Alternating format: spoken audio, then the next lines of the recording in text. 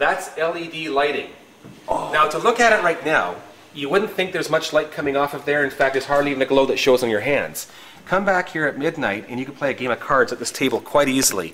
The whole room here glows at night. There's also courtesy lighting here underneath the seat benches or on your feet area. These courtesy lights, and there's 6 of them, and the 8 overhead lights combined only consume 2 amps at 12 volts. That's 24 watts. That hardly, it would take it years for my battery to deplete based on that such a low draw. This is the this hardware that you see right here goes across, and basically it connects this bench with this bench, and a little bit larger actually than a regular double bed.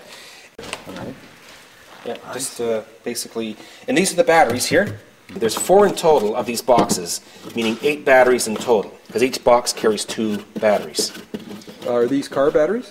These are not. These are higher capacity golf cart batteries. They're similar to golf cart, except they carry more energy. Oh wow! Yes. They're 6 volt. They're 6 volt each. There's 8 of them in total, giving me a 48 volt system, which incidentally is considered low voltage. 50 volts and above is considered high voltage. However, having said that, I've built this boat with conduit for all of the cables that go through the boat that are at 48 volts, therefore complying to a high voltage standard even though it's not a high voltage boat.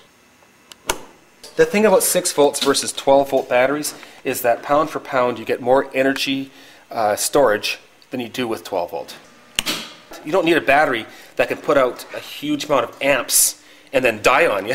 So deep cycle batteries, 6 volt being the best of those, is absolutely the right choice for a boat like this. So you're like me in that you might enjoy the road to 1,000,000 clicks. Yeah. How many clicks can you think of other than mileage clicks? Well, there's a click of the solenoid that clicks in when my motor goes from forward to reverse. Yes. In fact, you want to hear that click? Yes, let's hear the click. Let's hear that click.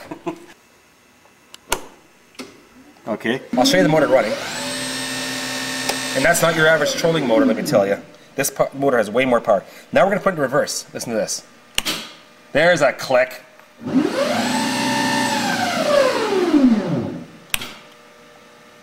There's your 1,000,000 clicks right there. I got 1,000,000 more if you want to hear them. Directly below you right now, there's an inverter. Inverter. Which also allows us to have a 120 AC for the hair dryers. The women I had aboard this boat. Hair dryers? Yes, the women aboard this boat, i.e. my wife and daughter, could use a hair dryer to dry their hair after coming out in the water. That's the inverter right there. Oh, this box right here? That box right there. What's really got my attention was your coloring. Yeah, and the fact that you're using Sunbrella. Yeah, Sunbrella materials, everything. This whole boat is built to a very high quality standard in terms of both workmanship and material. You know, we won't even have to hire Richard Dreyfuss to do the commercial because you look like him. I get told that often. And, you know, I need you to stand on the deck and yell, "Shark! Shark! Shark!" On the entire vessel here, the only oil that exists on the boat is 9 ounces of gear oil that exists at the bottom end of my jet drive at the bottom of the boat. This is not a propeller-driven boat. It's not? It's driven by a device called a quart nozzle. Oh, we'll have to get to that. And a quart nozzle, you'll see it, I will take a little tour down there. A quart nozzle is far more efficient than a propeller for boats that are below planing speeds. This is not a planing boat. The fact that most pontoon boats have a propeller makes no sense at all to a lot of people, including myself. A quart nozzle is about 50% more efficient at the cruising speed of this boat than a propeller would be. And what that means is on the battery power that I've got and the sun power that's available to me, I can go 50% further than I could with a regular propeller. And not only that, but it's safer. I'm talking about people around the propeller. Very difficult to get hurt by this device. Like I'm talking about kids swimming around the boat, for example.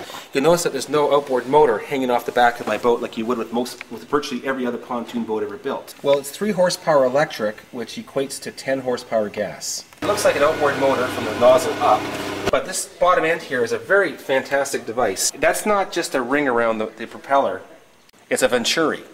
Water, when it comes into there, is forced to go faster, which increases the thrust that the motor can provide.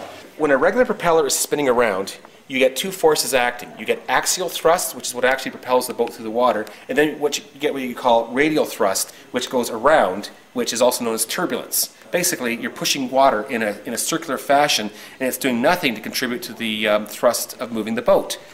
This quart nozzle has been cleverly designed by a scientist back in the 30s, Dr. Quart, to eliminate the radial thrust or turbulence forcing it all to become axial thrust to push the boat forward. It's been used for quite a few years in the tugboat industry. In fact, tugboats frequently use quart nozzles, and it's the same propulsion device that I use in my high-tech solar-powered boat. And of course, you're not going to have that following you. No. No. Exactly. Just in case someone was wondering. Well, right. We're going to get phone calls and letters saying, is that orange cable going to be following me from the shore? No. In fact, it disconnects right here, and it goes bye-bye.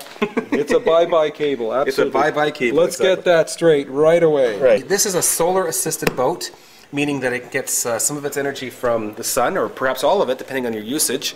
But you can also plug into shore power to top up the batteries if you feel a need to. Let's go for a ride.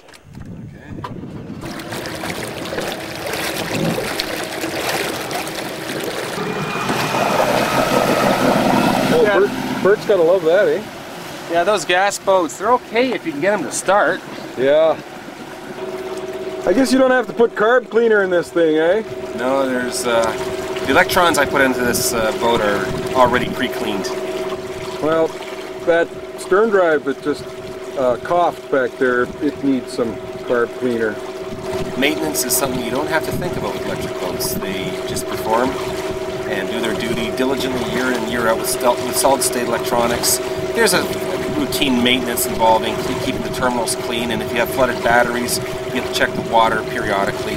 But really there's no tune-ups or belts or hoses or gaskets or pumps, nothing really to fail that can with an internal combustion engine. I think when Dad doesn't have to reach in his pocket, or Mom doesn't have to reach into her pocket and pull that credit card out and slap it out the gas pumps, sure, there's a comfort level that would go with that, obviously. And in fact, you know, a couple times we'd pull up to a gas dock to find out where the marina wanted us to dock for that night. And of course, they come running at you with that pump in hands, you know, ready to serve you. Yes, it was almost disappointing because you just look at them and say, "Sorry, I don't need. Thanks for coming by anyway." And every one of these boats that I build comes with a guarantee that you will never have to buy a liter of gasoline for it ever. You won't even look at the pumps. Monty, it's been a pleasure talking with you. Obviously, you're a good salesman as well as an inventor and an entrepreneur. Get the logo. We like good product and logo placement. Logo placement. I'm glad that doesn't say tabernacle. No, exactly. Well, you heard that joke too, eh? Well, tabernacle's French. Exactly, that's the name of the stop signs in Dormy, Saskatchewan. Oh, sorry, WWT. Whoa, tabernacle. Whoa, yeah, tabernacle. Oh, you like that joke? That's good. Whoa, WWT. My goodness.